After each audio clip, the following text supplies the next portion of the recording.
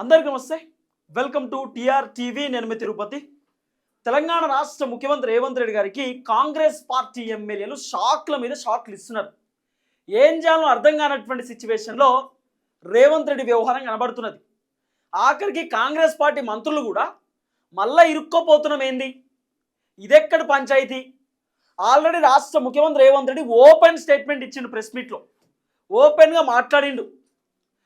లేదు మా పార్టీలోకి ఏ ఎమ్మెల్యేలు రాలేదు, ఆ 10 మంది ఎమ్మెల్యేలు బీఆర్ఎస్ పార్టీలోనే ఉన్నారు, వాళ్ళు బీఆర్ఎస్ పార్టీతో సంబంధం, కాంగ్రెస్లో ఏం పని వాళ్ళకి, కాంగ్రెస్ తోటి ఏం అవసరం, మాకేం అవసరం లేదు, ఇంకోసారి మీరు కాంగ్రెస్ పార్టీ అని చెప్పొద్దు, వాళ్ళు కేసీఆర్ దగ్గరనే ఉన్నారు, కేసీఆర్ ఏమన్నా వాళ్ళని అమ్ముకున్నాడా, ఒకప్పుడు చిన్నపిల్లలను అమ్ముకునేది అట్లా కేసీఆర్ ఏమన్నా అమ్ముకున్నాడా, అసలు కేసీఆర్ మా పార్టీలో ఉన్నాడు అని చెప్పి చెప్పడం ఏంది, విచిత్రం అనిపిస్తున్నది అని చెప్పి రేవంత్ అన్న మాట్లాడిండు. తర్వాత రిపోర్టర్లు కొంతమంది అడిగారు, మరి దానం నాగేందర్ ఏ పార్టీలో ఉన్నారు సార్ అంటే, మీరు పోయి దానం నాగేందర్ని అడుగురి, ఆయనే చెప్తాడు అని చెప్పి రేవంత్ అన్న చెప్పినటువంటి డైలాగులు. ఈరోజు దానం నాగేందర్ అడ్డంగా దొరికిపోయిండు. తర్వాత జగిత్యాల ఎమ్మెల్యే సంజయ్ కుమార్ అడ్డంగా దొరికిపోయిండు. సరే, దానం నాగేందర్ అంటే ఆయనే కాంగ్రెస్ పార్టీ బీఫామ్ పైన సికింద్రాబాద్ ఎంపీగా పోటీ చేసిండు, ఆయన టెక్నికల్గా ఎవిడెన్స్ ఉంది, దొరికిపోయిండు అనుకుందాం. కానీ జగిత్యాల ఎమ్మెల్యే సంజయ్ కుమార్ అడ్డంగా బుక్ అయిపోయిండు. కడియం శ్రేణి కూడా అడ్డంగా బుక్ అయిండు. కడియం శ్రేణి నిన్న మొన్న కూడా ఓపెన్ స్టేట్మెంట్ ఇచ్చిండు. ఎస్, నేను కాంగ్రెస్ పార్టీలోనే ఉన్నా, కాంగ్రెస్ పార్టీ సర్పంచ్గా గెలిపించిన, రేపటి రోజు ఏ ఎన్నికలు వచ్చినా కాంగ్రెస్ కోసమే పనిచేస్తా అని చెప్పి కడియం శ్రేణి ఓపెన్ స్టేట్మెంట్ ఇచ్చిండు. తర్వాత స్పీకర్ సార్కి ఏమో లేఖ రాసిండు, లేదు బీఆర్ఎస్లో ఉన్నా అని చెప్పి పచ్చి అబద్ధం చెప్పిండు. కడియం శ్రేణి కూడా టెక్నికల్గా దొరికిపోయేటటువంటి కార్యక్రమం కనబడ్డది. జగిత్యాల ఎమ్మెల్యే ఇప్పుడు రేవంత్ రెడ్డికి షాక్ ఇచ్చిండు. రేవంత్ అన్నేమో లేదు మా పార్టీలోకి బీఆర్ఎస్ పార్టీ ఎమ్మెల్యేలు రాలేదు, వాళ్ళు బీఆర్ఎస్లోనే ఉన్నారు, మా పార్టీకి వాళ్ళకి ఎటువంటి సంబంధం లేదని రేవంత్ అనే చెప్తాడు. వాళ్ళు నా దగ్గరకు వచ్చింది కేవలం నేను ముఖ్యమంత్రిని కాబట్టి, వాళ్ళు ప్రతిపక్ష పార్టీ లీడర్లు కాబట్టి కంగ్రాచులేషన్ చెప్పడానికి వచ్చిర్రు, వాళ్ళ నియోజకవర్గ సమస్యలు చెప్పడానికి వచ్చిర్రు, వాళ్ళ నియోజకవర్గానికి ఏదైనా బడ్జెట్ శాంక్షన్ చేయమని చెప్పి అడగనీకి వచ్చిర్రు తప్ప, మర్యాదపూర్వకంగా వచ్చిర్రు తప్ప ఎక్కడ కూడా మా పార్టీలోకి రావడానికో మా పార్టీలో చేరడానికో రాలేదు అని చెప్పి రేవంత్ అన్న గతంలో డైలాగులు వచ్చిండు. ఇప్పుడు సీన్ కట్ చేస్తే కాంగ్రెస్ పార్టీలో ఉన్నాము, కాంగ్రెస్ పార్టీలోనే కంటిన్యూ అవుతున్నాము, అవును మేము కాంగ్రెస్లోకి వచ్చింది వాస్తవమే అని చెప్పి పార్టీ మారినటువంటి ఎమ్మెల్యేలు ఓపెన్ స్టేట్మెంట్ ఇస్తున్నారు. ఇప్పుడు రేవంత్ రెడ్డి బాధ ఇదే, అరే మేము మారలేదురా నాయన పార్టీలు, వాళ్ళు బీఆర్ఎస్లోనే ఉన్నామని చెప్పి రేవంత్ రెడ్డి చెప్తుంటే, పార్టీ మారినటువంటి ఎమ్మెల్యేలు ఏమో లేదు రేవంత్ రెడ్డి పార్టీ మారలే అన్నంత మాత్రం మేము మారలేదా, రేవంత్ రెడ్డి మాకు కనవలు కప్పిండు, లేదు మేము కాంగ్రెస్లోకి వచ్చినాం, మేము కాంగ్రెస్లోనే ఉన్నామని చెప్పి ఈ ఎమ్మెల్యేలు చెప్తున్నారు. రేవంత్ అనేమో మారలే అంటే ఎమ్మెల్యేలేమో మారినామంటున్నారు. అంటే ఇప్పుడు ముఖ్యమంత్రి దొరికిపోయినట్ట, లేకపోతే ఎమ్మెల్యేలు దొరికిపోయినట్ట, దొరెవలు దొంగెవలు, మంచి చెప్పేదేవలు చెడు చెప్పేదేవలు, వాస్తవం చెప్తున్నది ఎవరు, అబద్ధం చెప్తున్నది ఎవరు, ఇదంతా తెలంగాణ సమాజానికే తెలవాలి, తెలంగాణ ప్రజలకే తెలవాలి. ఇక దానం నాగేందర్ అయితే అడ్డంగా దొరికిపోయిండు, అది వేరే విషయం. ఖచ్చితంగా ఖైరతాబాద్లో ఉప ఎన్నిక, అది వేరే ఆప్షనే లేదు. అట్లాంటి ఇప్పుడు ఇద్దరు ఎమ్మెల్యేలు, దానం నాగేందర్ ఓపెన్ స్టేట్మెంట్ ఇచ్చిండు, ఈయన సంజయ్ కుమార్ జగిత్యాల ఏం మాట్లాడుతాడు చూడుర్రి. సంజయ్ కుమార్ ఏమంటాడో ఒకసారి వీడియో వినుర్రి.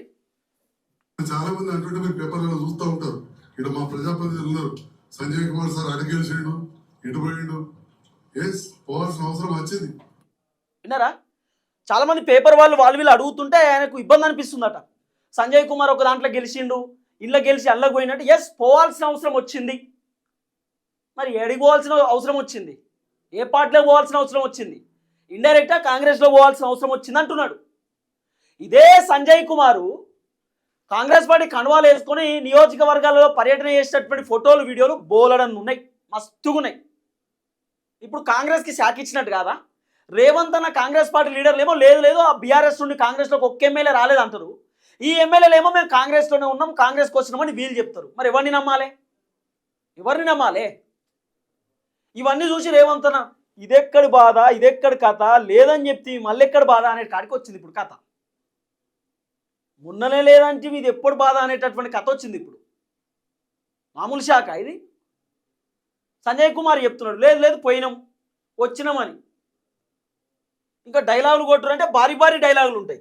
ఇక తర్వాత సంజయ్ కుమార్ ఇట్లా కాంగ్రెస్ పార్టీలో చేరినట్లు ఒప్పుకున్న జగిత్యాల ఎమ్మెల్యే సంజయ్, నేను పోవాల్సిన అవసరం వచ్చి కాంగ్రెస్ పార్టీలోకి పోయాను, ఫిరాయింపు ఎమ్మెల్యేలలో సంజయ్ కుమార్ చెప్తున్నటువంటి డైలాగు. ఇక తర్వాత దానం నాగేందర్ ఖైరతాబాదు, ఆయన కూడా ఓపెన్ స్టేట్మెంటే. ఏమంటున్నాడు దానం నాగేంద్ర ఇనూరి? ఎక్కడో తీసుకోవచ్చు. ఏ పార్టీలో ఉంటే అదే గెలుస్తుంది కదా, అది మన స్పెషాలిటీ కదా. అవునవును. 300 మీరే గెలవాలంటారు. ఏ పార్టీ గెలవాలి? పార్టీ పరంగా కాంగ్రెస్ గెలుస్తుంది కదా, ఇంకే గెలుస్తే వేరే పార్టీ గెలుస్తుందా? ముఖ్యమంత్రి గారు ఇంత బడ్జెట్ ఇచ్చి ఇన్ని అభివృద్ధి చేసిన తర్వాత మళ్ళీ ఏ పార్టీ గెలుస్తుందని నువ్వు కిర్కాస్ మాటలు ఎందుకు? మీరు ఏ పార్టీ అంటే ఏం చెప్తారు? కాంగ్రెస్ చెప్తున్నాం కదా, కాంగ్రెస్ అది మీరు ఏ పార్టీ అంటే ఏం చెప్తారని కాంగ్రెస్ పార్టీలో చెప్తున్నా. కాంగ్రెస్ 300కు 300 సీట్లకు వెళ్తాయట జిహెచ్ఎంసీలో. 150 సీట్లు ఉండే, ఇంకో 150 సీట్లు పొడిగించారు. ఇప్పుడు 300 సీట్లు అన్నట్టు జిహెచ్ఎంసీ కార్పొరేటర్. ఇప్పుడు అట్లా 300 మేమే గెలుస్తామంటే సార్ మీరు ఏ పార్టీలో ఉన్నారు మరి అని ఇంతకు అడిగితే, ఎందుకంటే మొన్న రేవంత్ అనే చెప్పిండు కదా, రిపోర్టర్లు రేవంత్ అని అడిగిరు, సార్ దానం నాగేందర్ ఏ పార్టీలో ఉన్నాడు సార్ అంటే, పోయి దానం నాగేందర్ని అడుగుర్రి అని చెప్పి రేవంత్ అని చెప్పినటువంటి మాట. మేము పోయి దానం నాగేందర్ని అడుగుతామని చెప్పి రిపోర్టర్లు అందరూ వచ్చి దానం నాగేందర్ని అడిగారు. ఏ పార్టీలో ఉన్నారు సార్ మీరంటే, నేను కాంగ్రెస్ పార్టీలో ఉన్నా అని చెప్తున్నా కదా ఆల్రెడీ, ఇంకేంది అంటున్నాడు. ఖైరతాబాద్లో ఉప ఎన్నిక పక్కా, దీనిలో వేరే ఆప్షన్ లేదు. రేవంత్ రెడ్డికి షాక్ ఇచ్చిండు దానం నాగేందర్. కాంగ్రెస్ ఎమ్మెల్యే రేవంత్ రెడ్డికి షాకు, ఖైరతాబాద్లో ఉప ఎన్నిక గ్యారంటీ. ఖైరతాబాద్లో, స్టేషన్ గన్పూర్లో, తర్వాత జగిత్యాలలో కూడా ఉప ఎన్నిక వచ్చేటటువంటి అవకాశం ఉండొచ్చు. ఎందుకంటే 5 మంది ఎమ్మెల్యేలకు సంబంధించినటువంటి విచారణ ఇంకా కంప్లీట్ కాలే. తెల్లం వెంకటరావుది అయిపోయింది, అరకేపూడి గాంధీ అయిపోయింది, ప్రకాష్ గౌడ్ అయిపోయింది, కృష్ణమోహన్ అయిపోయింది, గూడెం మైపాల్ అయిపోయింది. దానం నాగేందరు ఇంకా కాలే, కడియం శ్రీహరి కాలే, పోచారం శ్రీనివాస్ రెడ్డి కాలే, కాలే యాదయ్య కాలే, సంజయ్ కుమార్ కాలే.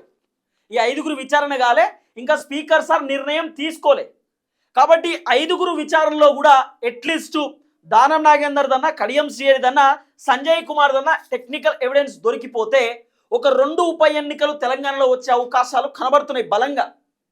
మళ్ళీ ఎలక్షన్ తెలంగాణలో హడావిడి వాతావరణం కనబడవచ్చు. మరి అవి తమిళనాడు ఎన్నికలతో కలిప ఎట్లా వస్తాయి అనేది పెద్ద క్వశ్చన్ మార్క్. కానీ ఎలక్షన్స్ రాబోతున్నాయి, అది ఖైరతాబాద్ ఎలక్షనే అయి ఉండొచ్చు అనేది కూడా ఒక పెద్ద చర్చ. ఎందుకంటే ఇప్పుడు రేవంత్ అన్న ఎంపీటీసీ జెడ్పీటీసీ పెట్టే ఆలోచనలో లేడు. ఆ కార్పొరేషన్ ఎన్నికలు, మున్సిపల్ ఎన్నికలు పెట్టే ఆలోచనలో ఆయనత లేడు. ఇప్పుడు ఏం చేద్దాం? ఎలక్షన్ అంటే రేవంత్ అన్న భయపడుతున్నాడు, కేసీఆర్ బలంగా మాట్లాడుతున్నాడు, గట్టిగా మాట్లాడుతున్నాడని. ఇప్పుడు కేసీఆర్ని మళ్ళీ డ్యామేజ్ చేయడానికి అసెంబ్లీ పెడుతున్నాడు. ఆ అసెంబ్లీలో చేయాల్సిన డ్యామేజ్ చేసినాక ఎలక్షన్ పెడదాం. ఇప్పుడు ఇదో ప్లానింగ్లో ఉన్నాడు, కానీ ఆ ప్లానింగ్ బెడిసి కొట్టే అవకాశం కూడా కనబడుతున్నది. ఇప్పుడు ఎమ్మెల్యేల ఓపెన్ స్టేట్మెంట్ కదా, జనాలే అర్థం చేసుకోవాలి. ఇప్పుడు జనాలు 10 నియోజకవర్గాలు ఉన్నాయండి, 10 కాన్స్టిట్యున్సీస్. హైదరాబాద్ నియోజకవర్గంలో మరి జనాలు కార్పొరేటర్లకు ఓట్లు వేస్తారా? కాంగ్రెస్ పార్టీ కార్పొరేటర్లకు పోటీ చేసేటటువంటి వాళ్లకు. లేకపోతే స్టేషన్ గన్పూర్ నియోజకవర్గంలో ఎంపీడీసీ జెడ్పీడీసీ ఎన్నికలలో జనాలు ఓటేస్తారా కాంగ్రెస్ పార్టీ బలపరిచే అభ్యర్థికి? లేకపోతే బాన్స్వాడలో జనాలు ఓటేస్తారా? భద్రాచలంలో జనాలు ఓటేస్తారా? చేవేళ్లలో వేస్తారా? షేర్లింగంపల్లిలో వేస్తారా? రాజేంద్ర నగర్లో వేస్తారా? గద్వాల్లో వేస్తారా? పడాన్చర్లో వేస్తారా? జగిత్యాలలో ఓటేసే అవకాశం ఉంటుందా? అందరు దొంగలే కదా, 10 మంది ఎమ్మెల్యేలు దొంగలే కదా, దొంగ మాటలే కదా అన్నీ. ఎందుకు అంటున్నాం ఈ మాటలు? ఇలాంటి మాటలు అంటే బాధ అనిపిస్తున్నది. జనాలను మోసం చేసినారు, పార్టీని మోసం చేసినారు, అబద్ధాలు ఆడుతున్నారు, దొంగ మాటలు చెప్తున్నారు. గెలిచింది బీఆర్ఎస్ పార్టీలో, తిరుగుతుంది కాంగ్రెస్ పార్టీలో. కాంగ్రెస్ పార్టీలో పదవి ఎంజాయ్ చేస్తున్నారు, కాంగ్రెస్ పార్టీ మీటింగ్లకు అటెండ్ అవుతున్నారు. బీఆర్ఎస్ పార్టీ మీటింగ్లు పెడితే మీటింగ్లకు వస్తలేరు. పైగా వీళ్ళు బీఆర్ఎస్లో ఉన్నామని చెప్పి నటిస్తున్నారు. మరి ఇంత నటన చేసేటటువంటి వాళ్ళని ఏమనాలి? సినిమా యాక్టర్ల కంటే వీళ్ళే నయం, మస్తు చేస్తూ యాక్టింగ్. వీళ్ళు ఆ హీరోల కంటే వీళ్ళు నయం, హీరోల కంటే ఎక్కువ యాక్టింగ్ చేస్తున్నారు వీళ్ళు. ఇట్లున్నది వీళ్ళ పర్ఫార్మెన్స్. ఓవరాల్గా ఎమ్మెల్యేలు ముఖ్యమంత్రికి షాక్ ఇస్తున్నారు. కడియం శ్రీహరి గతంలో ఒప్పుకున్నాడు, జగిత్యాల ఎమ్మెల్యే ఒప్పుకుంటున్నాడు, దానం నాగేందర్ ఒప్పుకున్నాడు. చూద్దాం ఏం జరగబోతుంది. తెలంగాణలో మళ్ళీ ఉప ఎన్నికల వేడి కనబడేటటువంటి అవకాశం ఉన్నది. ఖైరతాబాద్లో ఉప ఎన్నిక వచ్చేటటువంటి అవకాశాలు దండిగా ఉన్నాయి. చూద్దాం ఏం జరగబోతుందో. అందరికీ నమస్తే, థ్యాంక్ యూ సో మచ్. జై తెలంగాణ.